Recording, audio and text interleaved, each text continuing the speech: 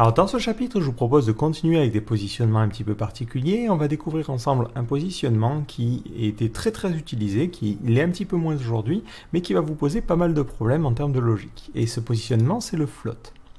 Donc le float, comme son nom l'indique, va vous permettre de créer des éléments qui vont être flottants les uns par rapport aux autres. Donc par défaut, tous les éléments se comportent comme un float none, c'est-à-dire qu'ils ne sont pas flottants du tout et les éléments s'empilent.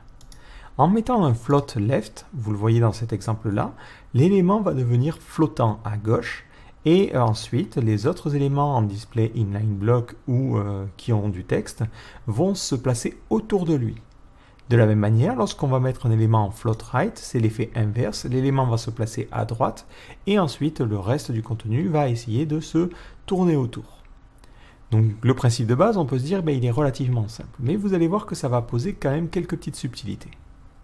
Alors la première subtilité qu'il va y avoir, c'est que le float, par nature, change le display de différents éléments. Donc si vous avez un élément qui est en display inline block ou de n'importe lequel de ces types-là, si vous le mettez en float, automatiquement il apparaîtra comme un élément de display block.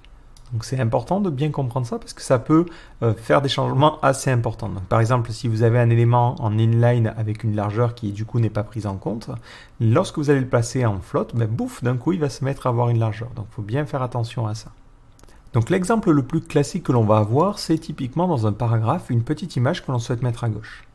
Alors je n'ai pas forcément d'image sous la main, donc ce que vous pouvez faire si jamais vous voulez tester des choses, c'est utiliser le site placeholder.com.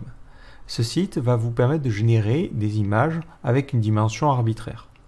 Donc vous copiez en fait ce lien-là et vous utilisez ce lien comme image. Donc, par exemple dans mon index.html, dans ce premier paragraphe-là, je m'imagine mettre une image et ensuite au niveau du src, je vais mettre cette valeur-là.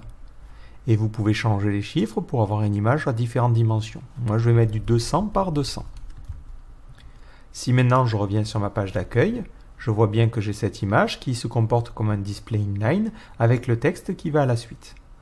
Moi, j'ai envie de l'aligner à gauche. Donc, je vais lui donner une classe aligne left. Maintenant, au niveau de mon CSS, je vais pouvoir cibler cet élément-là et lui donner un float de point left. Et j'ai écrit absolument n'importe quoi. Si je réactualise la page, vous allez voir que l'élément va se comporter un petit peu différemment. Il va être maintenant collé à gauche et tout le reste du contenu s'oriente autour. Si je veux améliorer un petit peu le design, je peux aussi mettre une marge à droite de 10 ou 15 pixels, histoire d'aérer le texte autour et de l'espacer. Et là, on a quelque chose que l'on peut retrouver par exemple dans des articles de blog, avec de temps en temps des images à droite, et d'autres fois des images à gauche. Donc on s'imagine par exemple pour ce second paragraphe là, hop, j'essaie de trouver la fin de la ligne. D'ailleurs, si vous êtes comme moi un petit peu gêné par les lignes un petit peu trop longues, si vous êtes sur Visual Studio Code, vous pouvez faire un CTRL SHIFT et P et vous allez avoir ce panneau là. C'est un panneau qui vous permet d'avoir un raccourci vers toutes les options qui sont disponibles en haut. Et vous pouvez chercher ligne. Et vous pouvez comme ça activer ou désactiver le retour à la ligne. Hop, ça vous permet d'éviter de rechercher comme ça sur des longues lignes. Ce que je vais faire, c'est que dans ce texte-là, je vais mettre la même image, mais je vais lui donner la classe align_right.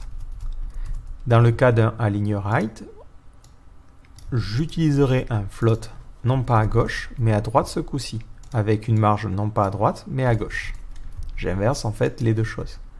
Et comme ça, hop, je n'oublie pas de changer aussi la classe pour changer mon sélecteur. J'ai bien mon image qui se met à gauche ici et mon image qui se met à droite. Le problème que l'on peut avoir, c'est que par contre, des fois, le float va déborder. Si par exemple, au niveau de mon index.html, je mets une image qui est un petit peu plus grande en hauteur, on va imaginer 400 en hauteur, qu'est-ce qu'on va voir? On va voir que ce float-là, il n'est pas contraint à ce premier paragraphe, mais il va créer un décalage pour tous les autres éléments qui viennent ensuite. Et parfois, ça peut être gênant. Donc dans ce cas-là, on va avoir besoin de nettoyer en fait et de stopper ce système de float. Donc si vous descendez un petit peu, dans la documentation, on va vous expliquer comment faire un clearing de floats. D'ailleurs, pourquoi je suis en anglais, hop, on va passer en français. Je ne sais pas comment ils disent en fait en français, c'est pour ça que Ouais, ils disent on va dégager les éléments. Alors pour dégager un flottement, il faut utiliser un clear. Et ensuite, dans la propriété clear, vous pouvez mettre différentes valeurs. Si vous avez besoin de plus d'informations, hein, on regarde toujours sur la documentation. Et vous pouvez clear un left. Dans ce cas-là, ça nettoiera les float left.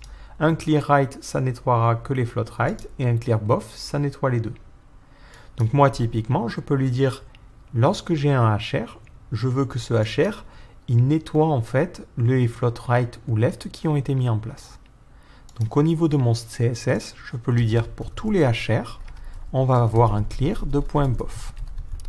Si je réactualise, hop, on voit que ce HR là, ce trait qui était à cet endroit là, va du coup prendre la totalité de la largeur et n'est plus décalé par cet élément là. Donc en fait, pour résumer, vous pouvez imaginer que lorsque vous placez un élément en float left ou en float right, tous les éléments qui sont à peu près au même niveau vont être décalés pour pouvoir le laisser passer. Le problème, c'est que du coup, cet élément peut se mettre à déborder et ça peut créer d'autres décalages. Donc si vous voulez lui dire à un moment donné, bon, mais arrête de placer mes éléments par rapport à ce float, ben dans ce cas-là, vous pouvez utiliser un clear et le premier élément qui a un clear va passer à la ligne et reprendre le flux normal. Donc ça, c'est la première caractéristique d'un float. L'autre chose, c'est qu'on peut se dire du coup, ben pour mon menu par exemple, je pourrais utiliser un float. Pour rappel, on avait utilisé des positions absolutes pour placer d'une part le titre à gauche et d'autre part le menu à droite. Donc on va enlever ce que l'on a fait, on va peut-être laisser le header en position fixed parce que je trouve ça plutôt sympa, mais on va changer notre header title, on va retirer ce position absolute et on va retirer au niveau de notre header nav. D'ailleurs, je vais plutôt mettre le header title au-dessus pour les avoir l'un à côté de l'autre et je vais retirer le position absolute ici. Donc maintenant, mon menu va ressembler à ça. Et je vais en profiter aussi pour lui retirer la hauteur que je lui avais fixée.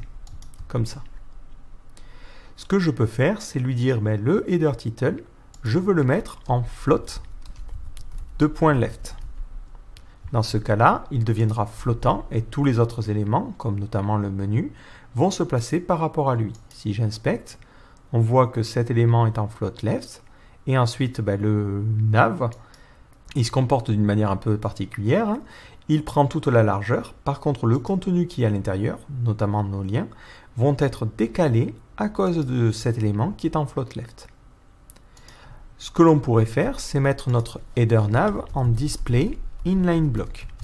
Un inline block se comporte un petit peu comme un inline et du coup va se retrouver décalé. Et c'est ce que l'on voit ici. Hop, maintenant la boîte qui entoure notre header nav est complètement décalée par cet élément qui est en float left. Une autre chose que l'on peut faire aussi, si on veut avoir quelque chose qui est plus proche de ce que l'on avait tout à l'heure, c'est au niveau de notre header nav, se dire cet élément va être en float right. Basiquement, il va se caler à droite. Et comme ça, j'ai ces deux éléments qui sont en flottant l'un de l'autre. La seule chose qu'il me faudrait faire, c'est peut-être corriger un petit peu les marges intérieures, les margins, pour arriver à avoir quelque chose de un petit peu mieux centré. Donc dans mon cas, le header title, je lui retirerai complètement les marges. Donc je mets juste un margin à 0. Et sur notre menu, je vais aussi retirer les marges. Parce qu'en fait, on a déjà des marges intérieures sur notre header. Si je réactualise la page, c'est un petit peu mieux aligné. Il faudrait juste finaliser en mettant des marges en haut au niveau de notre menu. Donc on mettrait 5 pixels pour le décaler un petit peu et le centrer par rapport au titre. Ouais, 5 pixels, c'est pas assez. Et 10, 10 c'est pas mal. Voilà. Et là, on a quelque chose qui est assez correct. Par contre, un petit détail, qu'est-ce qui se passe si mon header n'était pas en position fixed? Je vais temporairement commenter cette ligne-là. Et vous allez remarquer un comportement un peu particulier. Mon header a une hauteur de 0. Pourquoi? Parce que lorsque vous mettez un élément en float, il sort du flux. C'est un petit peu comme si vous le mettiez en position absolute pour le coup. Donc il sort du flux et il n'est plus pris en compte pour le calcul de la hauteur. Le seul moyen de contrebalancer ce problème-là, ça serait de faire un petit peu comme ce que l'on a fait tout à l'heure, d'avoir un clear. Donc on pourrait avoir un faux élément qui serait après notre title ou notre navigation. On lui donnerait simplement une classe header-clear. Pour le coup, ça serait un élément vide qui ne sert absolument à rien. Et dans ce cas-là, ensuite, je lui dirais lorsque j'ai le header clear, je vais mettre un clear à bof pour nettoyer en fait ce flux-là et reprendre le flux normal. Et dans ce cas-là, mon header sera en mesure de calculer la bonne hauteur. Et on obtient bien le bon comportement. Le problème, c'est que ce système de clear va nous obliger à polluer entre guillemets notre HTML avec un élément supplémentaire. Donc il faut savoir qu'il y a une autre technique qui permet justement de ne pas avoir ce problème-là, c'est de rajouter un overflow hidden à notre élément. Donc par exemple dans l'élément qui englobe les éléments en float, donc c'est le header, si je mets un overflow hidden, automatiquement, pouf, sans qu'on comprenne forcément pourquoi, le calcul se fait correctement. Donc c'est ce qui était expliqué dans la documentation pour le système de dégagement.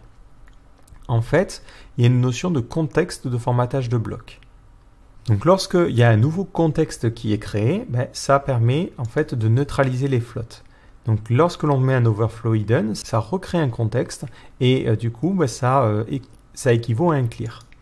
Si vous regardez cette page-là, et c'est important de bien la lire, ça vous explique tous les cas qui créent un nouveau contexte. Donc on a l'élément racine ou quelque chose qui le contient, on a les éléments flottants, donc ça veut dire que si un élément lui-même est flottant, par exemple si je venais à mettre un float left au niveau de mon header, et que j'actualise, alors là il va plus être visible, mais je vais temporairement supprimer la partie main, mais vous voyez que la hauteur de mon élément header est bien calculée. Ensuite, on a les éléments avec un positionnement absolu, un élément avec la propriété position absolute ou fixed. C'était le cas de tout à l'heure, notre élément était en position fixe. Donc ça crée un contexte de formatage et du coup, notre calcul de hauteur se fait correctement. Ensuite, on a les blocs en ligne. Ça veut dire que si notre header était en display inline block, il serait aussi en mesure de nettoyer le flux. Les cellules de tableau, donc ça c'est des cas un peu particuliers. Les titres des tableaux, pareil, c'est un cas particulier. Et les éléments où le overflow a une valeur autre que visible. Donc si on met un overflow hidden, c'est comme si vous aviez un élément qui fait un clear bof à la fin. Et le dernier cas, c'est les boîtes flexibles, le display flex ou le display inline flex. Et enfin, un autre display qui est le flow route. Donc le display flex, vu qu'on en parlera plus tard, on peut pour l'instant ignorer. Donc basiquement, ce qu'il faut retenir, je sais que ça fait beaucoup d'informations, c'est que lorsque vous mettez un élément en float left ou en float right, tous les autres éléments autour vont en fait se décaler pour laisser l'espace à votre élément. De la même manière, je ne l'ai peut-être pas précisé, si vous mettez deux éléments en float left l'un à côté de l'autre, si je duplique cette image-là, automatiquement elles vont se coller l'une à l'autre. Là il y a un petit peu de marge, mais les deux éléments sont collés. Si jamais notre élément en float left est plus grand que les autres éléments et que l'on souhaite arrêter en fait ce décalage-là, il suffit d'avoir un élément ensuite qui est en clear both ou en clear left ou clear right suivant les cas. Si on est dans un élément qui englobe des éléments qui sont en float left ou en float right, on va pouvoir créer un contexte de formatage avec différentes propriétés. On peut créer un contexte en mettant un position autre que le position statique. Donc ça peut être intéressant et ça correspond vraiment dans notre situation avec notre header qui était en position fixed. Ou on pourra mettre un overflow hidden. C'est en général les deux solutions qui sont choisies. Le display inline block a des inconvénients, vu que l'élément perd son comportement classique. Donc moi dans mon cas ici, juste pour cette vidéo, je vais garder simplement le position fixed. Et automatiquement la hauteur est correctement calculée. Donc gardez bien ça en tête parce que lorsque vous utilisez les floats, c'est une source vraiment de beaucoup de problèmes. Parce que vous mettez un élément en float left et ensuite il va se mettre à faire n'importe quoi, il va créer des décalages sur les autres éléments et ça casse vraiment la structure de votre page.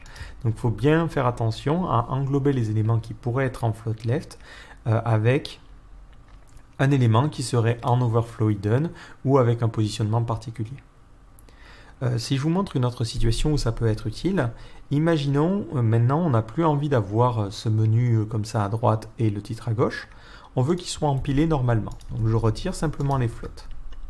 Et je me dis j'aimerais bien que mon menu soit correctement répartis. Un premier réflexe serait de se dire, au niveau de mon A, je vais retirer le padding et je vais leur donner un display inline-block pour qu'ils prennent en compte la largeur et je vais leur donner une largeur de 25%. Parce qu'on a 4 éléments et du coup 4 fois 25 ça fait 100%. Si je fais ça, je remarque qu'il y a quelque chose d'un petit peu bizarre. Le troisième élément de notre menu va à la ligne. Pourquoi on a ça? On a ça parce qu'en fait, il y a ce petit espace qui vient se glisser entre les éléments. Vous voyez, quand je le survole, on a un petit espace qui mesure 4 pixels de largeur qui vient de se caler. Ce qui fait qu'en fait, on a notre premier lien qui fait bien 25%, plus 4 pixels, plus 25%, plus 4 pixels, plus 25%, et là il est bloqué, donc il est obligé de passer à la ligne. Donc on avait dit, lorsqu'on utilise le display inline block, il faut bien faire attention aux espaces parce qu'ils sont pris en compte. Une solution pour remédier au problème, c'est de tout coller au niveau de l'HTML pour n'avoir aucun espace. Dans ce cas-là, effectivement, je n'ai plus d'espace et mes 4 éléments vont se placer correctement. Mais c'est assez contraignant parce qu'on a très vite fait de vouloir avoir un code HTML propre, de bien indenter les choses. On n'a pas envie de modifier cette structure-là. Et là, les floats vont être intéressants parce que si vous mettez vos navs et vos différents liens, non pas en display inline block, mais en float left, ils vont se placer tous les uns par rapport aux autres vers la gauche. Si je réactualise ma page, je vais voir que je vais avoir mon premier élément qui prend 25%, et vu qu'ils sont en float, il n'y a plus d'espace qui est pris en compte entre les éléments.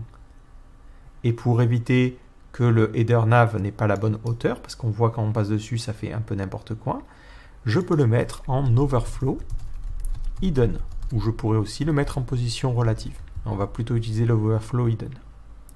Et là, on a bien notre header nav qui prend la bonne hauteur, qui calcule automatiquement la bonne hauteur, et on a bien notre menu. Et je finirai peut-être par retirer finalement le positions fixed ici, et les positionnements. Et ensuite, je retirerai au niveau de mon main le padding que j'avais mis en haut, pour ne laisser que le padding de 20 pixels. Et là, on aurait un menu un petit peu plus classique. On pourrait peut-être même finir, sur le header title avec un texte align center. C'est une autre disposition de menu qui est plutôt sympa. Où vous auriez le titre en haut avec le menu en bas. Donc voilà globalement pour cette partie float. Donc comme vous pouvez l'imaginer, comme on l'a vu par exemple pour le placement du titre et du menu, les floats c'est un système que l'on peut utiliser de manière dérivée parce qu'à l'origine c'est juste pensé pour mettre des images au bord des textes, mais on peut l'utiliser de manière dérivée pour rendre des éléments flottants et placer des éléments qui sont normalement display block et qui s'empilent verticalement pour les aligner horizontalement et c'est très intéressant. Donc c'est quelque chose que l'on utilisait vraiment beaucoup avant. Mais maintenant, il y a un nouveau système de disposition qui est le Flexbox qui peut permettre de résoudre des problématiques comme celle du menu beaucoup plus simplement. Le seul problème qu'a ce système de Flexbox, c'est qu'il n'est pas forcément compatible avec certains vieux navigateurs. Alors aujourd'hui, c'est plus vraiment un problème parce que ce sont vraiment des très vieux navigateurs.